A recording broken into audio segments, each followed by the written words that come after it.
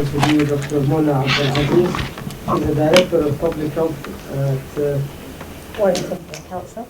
Manchester? Warrington Borough Council. Warrington Borough Council. She's going to tell us about the role of the diaspora and partners in embedding health in our policies. Bismillah, walhamdulillah, wassalatu wassalamu ala rasulillah. Good afternoon, everyone, and thank you very much for the opportunity to talk to you. And what I'm going to touch on is the role of diaspora in the wider sense, our responsibility for health. And the morning session actually focused on our role of diaspora in our host countries. I'm going to talk about our role of diaspora in our original locations. And while I will give some examples from the Sudan, it will be relevant to other countries as well. Actually, health in all policies is a global movement. It has been declared in Helsinki and led by the WHO that health is the domain of everyone. It's not just the domain of medical field, nor is it the domain of just the health sector.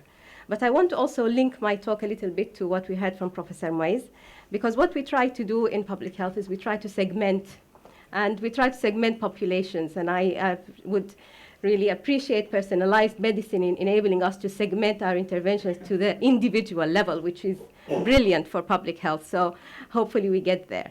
And I also want to link it in terms of technology and innovation and development. And we have been used to innovation and development originating in the West.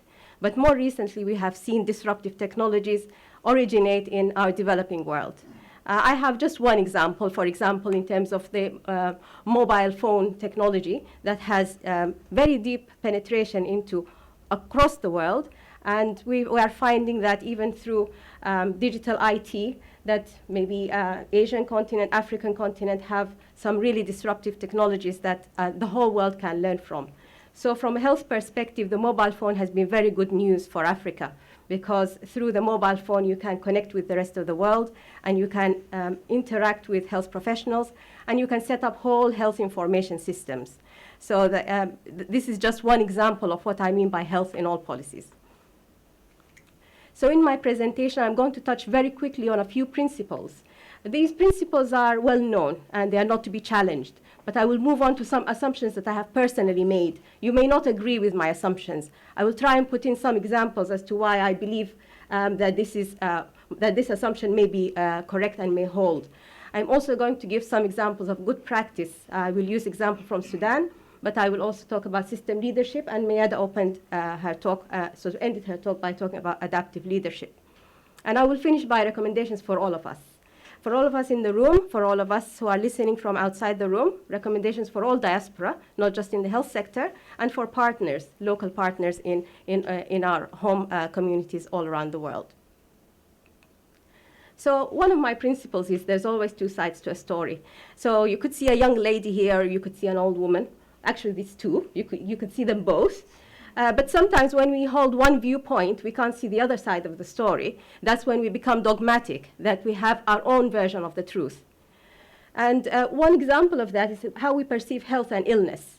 You can consider health is just being the absence of illness, but the World Health Organization has advocated for many years, as we have all, that health is a composite sense of well-being, and it is not just the absence of disease. Another principle is that we are interconnected, and we will have heard of the 6 degrees of separation, the fact that I can connect with anyone else in the world in 6 steps. So if I can connect with you, your connection with someone else, you can get me to anywhere in the world. So we can reach out to our local communities through the 6 steps of degrees of separation. And this is also about how we intervene. So our interventions have also got 6 degrees of separation. So this interconnectedness of the world is a global movement, and we heard earlier about the global citizen. So again, for me, this is a principle that we can use to our advantage. And because we are connected, it doesn't matter which discipline we come from. So the health has many determinants. Some of them are social and environmental, as Mayada has said. Others are behavioral and personal, as Professor Mais has said. But in our different sectors, whether we come from the business economy sector, or from housing, or from agriculture, or from economy, everything that we do has an impact. And that impact can be one that we can identify and we can agree beforehand, but there are also unintended consequences. So instead of moving from A to B in 6 degrees of separation, we can find ourselves at some random spots on this network unintentionally. So this, again, is a principle about the fact that we are interconnected, that health has wider determinants. Our interventions have sometimes intended consequences, which is great, but very many times we have the side effects. And they're not just side effects of drugs, but there are side effects of very big policy decisions that we can see worldwide. And then I move on to the health sector. The health sector has tried to simplify the way we think about the health system. And Mayad has already told us about the system building blocks from leadership, financing, workforce, and so on. The intended consequence is that we improve health, that we are responsive, that we improve efficiency through quality, safety, access, and coverage. So this is the intended direction of travel. Using the example from the Sudan, we sometimes find some unintended consequences.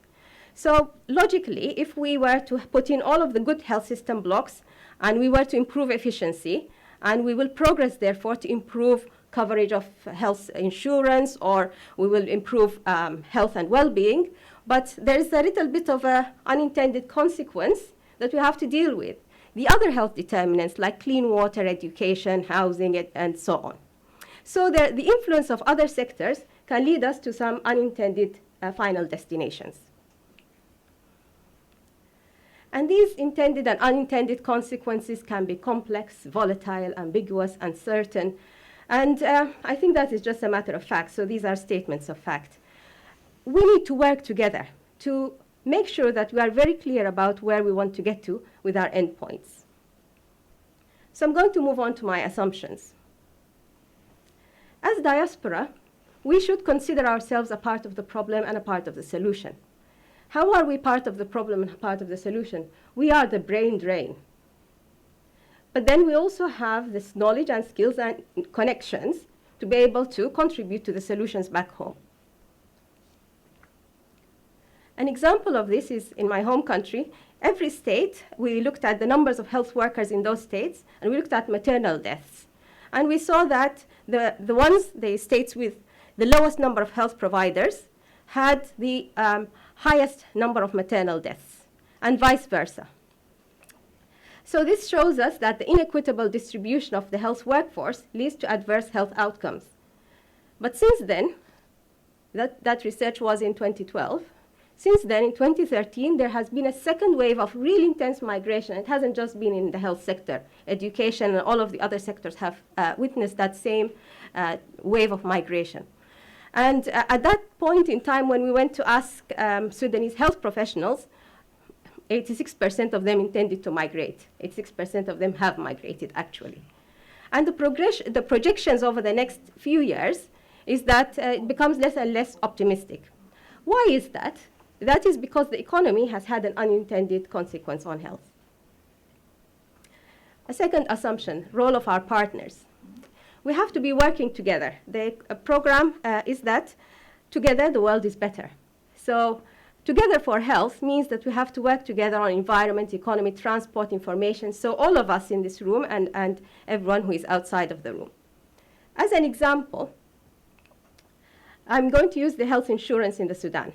The challenges that they face currently is that some of them are within the health system. It's about medicines and new technologies and stuff, but there are wider system issues of inflation, subsidies, and the price of the dollar, availability, and migration of health professionals. I already spoke about the impact of mobile health in my introduction, so this is just another example of how together we can develop new solutions that are disruptive. So there are now new mobile health solutions and new mobile money solutions. What does mobile money have to do with health?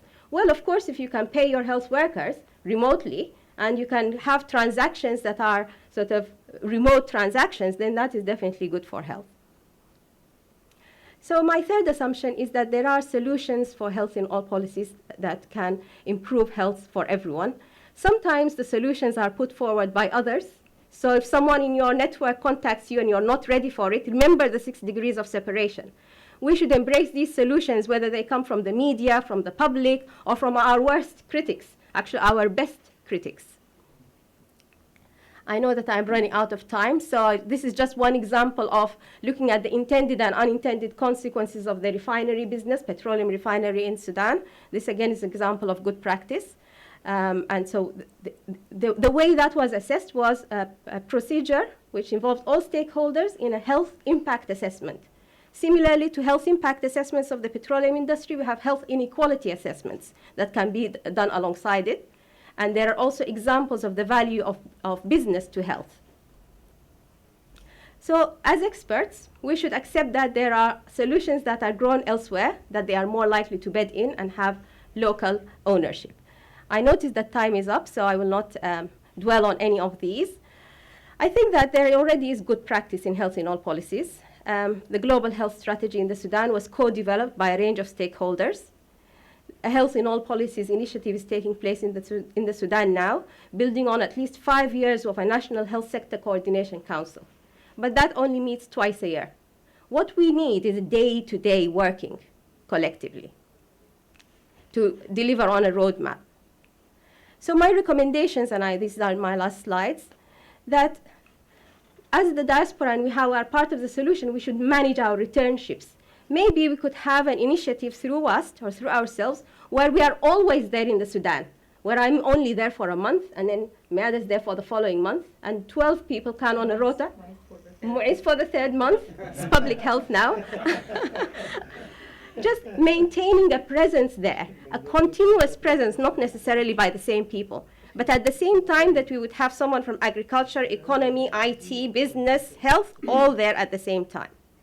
We can continue to do what we've been doing for the last 15 years, remote advice, strategic visioning, and so on. But I think the biggest thing we can do is that we can support the voice of others.